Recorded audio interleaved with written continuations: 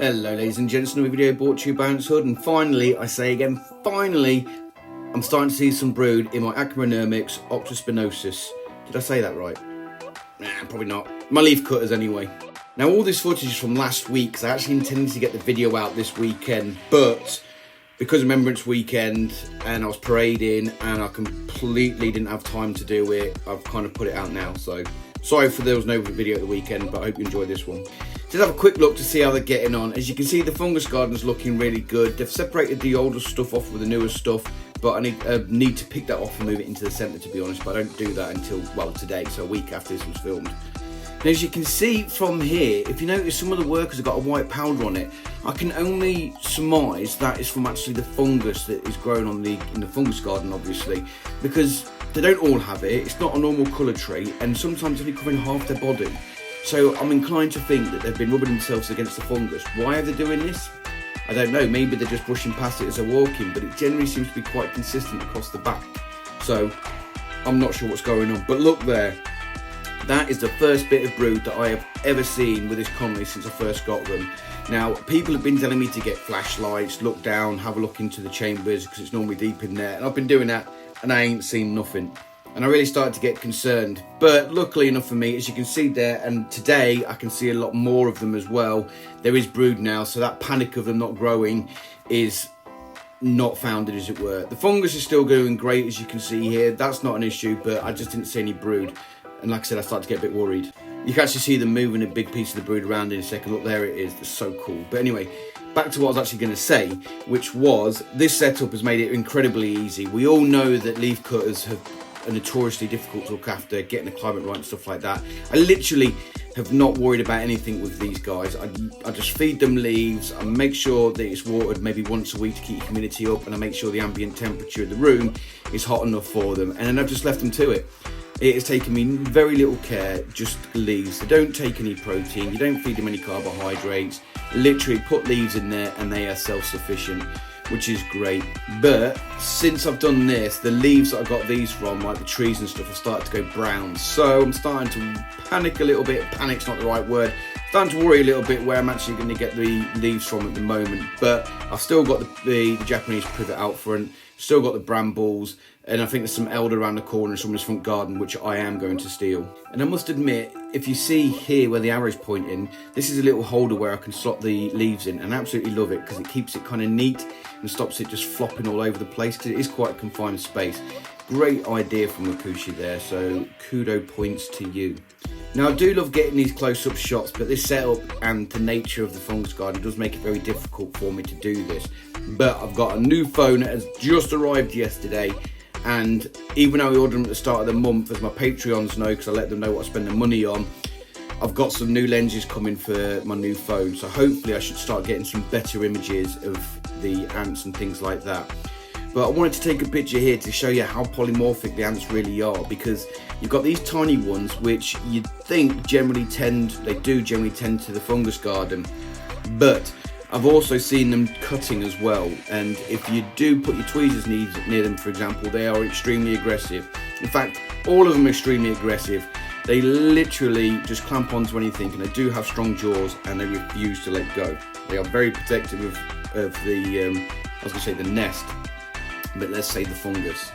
Now, I absolutely love the polymorphism of these ants because there's so many different sizes of them. You've got the teeny tiny workers you see here, which generally tend to the fungus garden. I have seen them actually cutting leaves. They generally don't climb the leaves a lot, but if it falls on top of the fungus, they are quite happily to cut the leaves themselves as well. So I have seen that. You might see that a bit later on, I'm not sure. But I love the polymorphism. I love the larger ones, but there's two different larger size casts. I mean, you've got these ones, which are the lighter colour larger ones, and you've got the darker colour larger ones, which is the ones you've seen earlier of all the white stuff all over, which I think was fungus. They're very similar in size, but there is some subtle changes, so they are a slightly different cast. And I'm not just talking about the colour, they do look slightly different as well. I think the spikes on them are more pronounced as well, and the defences such as that are. So they are different, but well, you can see there, they're actually slightly smaller as well. And what I've also noticed about these, they spend a lot of time grooming each other. I don't often see a lot of ants cleaning other ants in any of my ants, to be fair. I see them cleaning brood, I see them cleaning the queen, but fellow workers, unless they're covered in honey water or something, they generally don't take time to clean them. But these guys seem to be quite meticulous at cleaning each other. Now, I can speculate, but I don't know for sure. I will have to do research if I choose to, but I probably won't. I won't lie. I speculate that it might be related to the fact that they need to keep the fungus garden clean, so they're constantly cleaning themselves if they've got exposure to the fungus at all. But the truth is, that is a massive speculation and I could be wrong. Now, I must apologise for the quality of this video. I am really pushing limitations of my macro lens, so just bear with me. But this is the underside of a leaf that obviously a leaf cutter is about to start cutting. So I've noticed this a lot, and it's a bit rubbish, sorry. But I've noticed this a lot. What they do is they start from the outside and they use one of their mandibles as an anchor and they use the other mandible to cut. And they don't like, as you'll see just about it, this is why this is a great bit of footage, because you can actually see it. There we go. As you can see, you've only really got one blade going down and it gets pushed down and it's cutting like a knife. It's not cutting like scissors, it's cutting like a knife. And then it moves itself round until it does a full circle and it takes the leaf off and then well, this one doesn't, as you'll see in a bit. But yeah, and I think it's a great illustration here. You can see it just like sawing its way through, cutting its way through that leaf, using one as the anchor. But you can't really see it with this picture, but I'll show you this next image of the top side of it so you can see how she's cutting. To tell you the truth, I think she loses tracks of what she does. She's obviously got attention span of a goldfish, but hey. Now this is what I mean, she's got attention of a goldfish. I literally flipped the camera around to see what she was doing and she was taking 5. She was having a fag break, she was having a cup of tea, she like, yeah, right, I suppose I better get back to work. So she tracks, this is quite interesting to see what she does. She actually finds the start of the cut and then she puts the mandible through it, as you can see. Give it a second, any second now, in your own time, there we go. She actually traces along the original cut that she made so she can start again, and she doesn't start the whole cut again, but you'll see what I mean in a minute, because literally she does just start all over again when she hasn't even finished this one off. Like I said, attention span of a goldfish. Or an ant maybe. And as she decides to take a 5-minute break again in a second, I'm just going to stop the video, or edit the video so we can go back to actually doing something interesting. Now, I clearly think she works for the government in some shape or form, because if you've ever seen any road workers or council workers in the UK, you'll always see that there's 3 people watching one person working, or that one person that is working stops every 3 seconds for a break, and that's exactly what she's done. She has stopped for another break and come back, obviously. But she doesn't actually be the height of efficiency like we would expect from ants, because we all know ants are efficient and really, really motivated.